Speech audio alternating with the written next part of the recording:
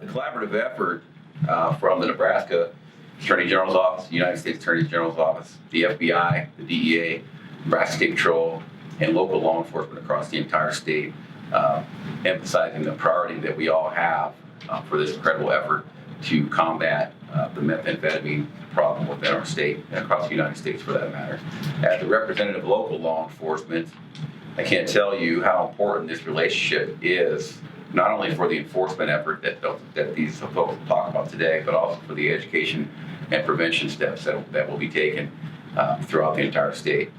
We have approximately 200 law enforcement officials, local police departments, sheriff's offices from across the state. And the goal is to bring together these city and county law enforcement officials and let them know that we're going to be kicking off a program in which we partner with the federal authorities across the state of Nebraska to fight the number one drug challenge for the state of Nebraska, and that's meth.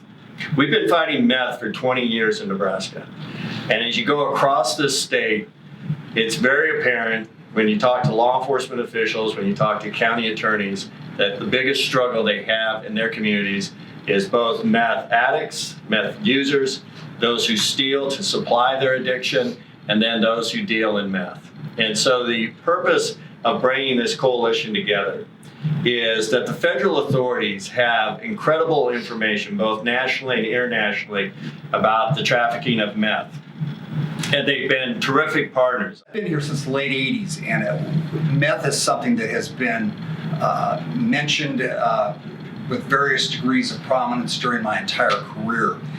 When I first started off, the few meth cases we had tended to be biker cases, and we did our little stint where we went after some biker gangs, relatively easy to deal with.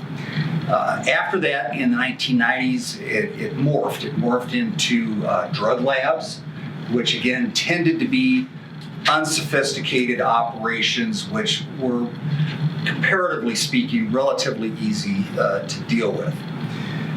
All of that has changed. You don't see the biker gangs involved in this. You don't see the local meth labs. But nonetheless, we are awash in meth. And it's something that we hear over and over and over across the state of Nebraska. Our number one drug problem is meth. To give you a little uniquely federal niche that we deal with, we have major crimes jurisdiction on 3 of Nebraska's Indian reservations. Every single time that we have a meeting with tribal council members, we hear, we got a meth problem. And they're not big time meth dealers like maybe you might see in Omaha, but it has a devastating effect on our communities. We get all kinds of domestic violence cases where meth is involved. We've had cases where there have been children born who have tested positive for meth right after birth. So it's a huge problem. We know it's a problem, and it's been a problem for many, many years.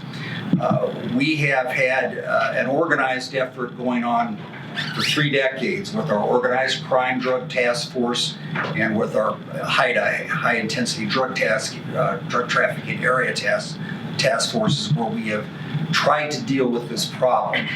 But the lifeblood of what we do has been our local task forces across the state. We've never done anything like this before in the state. What we're doing today and tomorrow, what this forum is launching, is we're sitting shoulder to shoulder with state and local partners, prosecutors, federal agents, police officers from across the state to talk about how we can work together even better to combat this problem of meth in Nebraska. I cannot emphasize strongly enough that the trafficking of meth and drugs is not a victimless crime. We all know meth is especially destructive in our communities and neighborhoods in Nebraska. And many of us are aware of the havoc it can wreak on our communities. Nebraska is one of the few states in the country where the number of overdose deaths from methamphetamine is higher than the number of overdose deaths from opiates. And the statistics are sobering. I think recent statistics, from 2018 to 2019, showed an almost 60% increase in the number of overdose deaths from methamphetamine in the state of Nebraska. And I also think it's important for us to note that the impact of methamphetamine goes beyond the individual drug user, but also impacts families, communities, neighborhoods. It was reported last year that over 1,000 children in Nebraska were removed from homes, were no longer taken care of by their parents or caretakers because of drug abuse. And I've spoken with recovering addicts, and many of them tell me that about the pain they feel of losing custody of their children, of not seeing their children for years, of having to resort to criminal activity, to prostitution, to obtain drugs they need to feed their habit.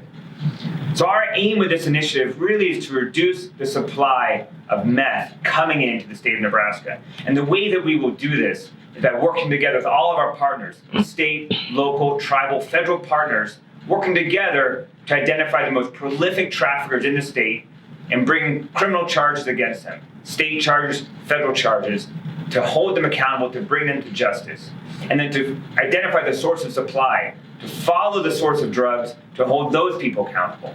I'd like to echo much of what has been said already by the leaders of our partner agencies, but I can also expand on this effort from the perspective of a task force officer. As a statewide law enforcement agency, the Nebraska State Patrol not only works throughout the entire state, but also has existing partnerships with local law enforcement agencies throughout Nebraska. Working within those partnerships and creating new partnerships is a major goal of this collaboration.